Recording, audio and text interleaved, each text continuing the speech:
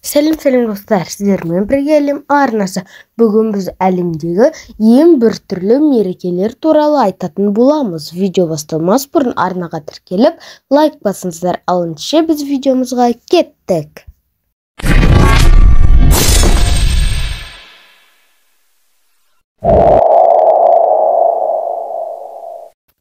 Испанияның шығыс аумағындағы Буñuel қаласында тамыз айының ең ақырғы аптасында жыл сайын дәстүрлі қызанақтар фестивалі өткізіледі.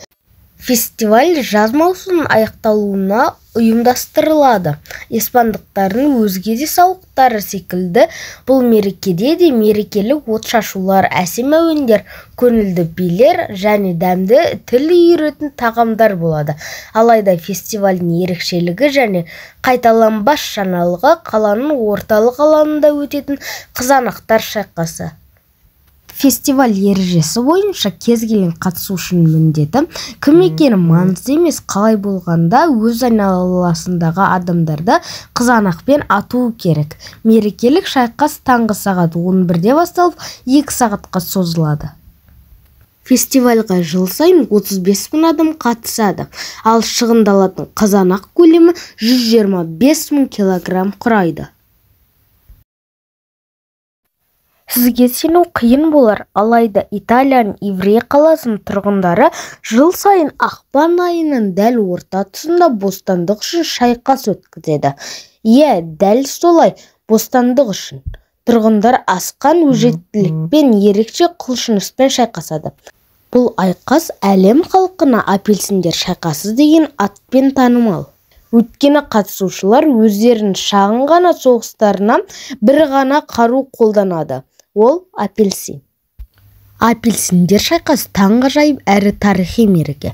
Мереке тарихы орта ғасырлардан бастау алады. Мереке басталған күні бостандықты мадақтайтын және қатысушыларға тәтті тағамдарды үлестіріп жүретін ақ киімге оралған әдемі итальян қызын көруге болады. Егер сіз фестивальдан тыс қалғыңыз келсе, міндетті түрде қызыл қалпақ киіп жүруіңіз керек. Мереке 3 күнге созылады.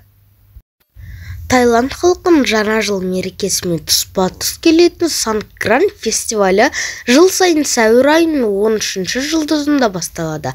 Атақты су мерекесі 2 күнге жалғасады және Таиланд халқы өз елдеріне дәл осы маусымда 100 мыңдаған туристерді қабылдайды екен. Сангкран кезінде көптеген салтанатты кештер, шерулер, от шашулар ұйымдастырылады. Әуезді әуен мен көңілді билер мерекенің негізгі сәні десе де болады. Мерекенің бұлжымас салты қатысушылар бір-бірін күн демей, түн демей сумен шомылдыру керек. Таиландтықтар көшеде қолданатын бірнеше шелектерді, бөтелкелер мен су шашатын тапаншаларын ұстап алып шығады. Осыдан кейін нағыз шайқас басталады. Таиландтықтар түсінігі бойынша өздерінің шашқан су олардың күнәларын жуып, тән мен жанды тазартады екен. Осымен біздің видеомыз аяқталды. Видео ұнаса арнаға тіркеліп лайк басыңыздар. Сіздермен бірге болған әлем арнасы. Назарларыңызға рахмет.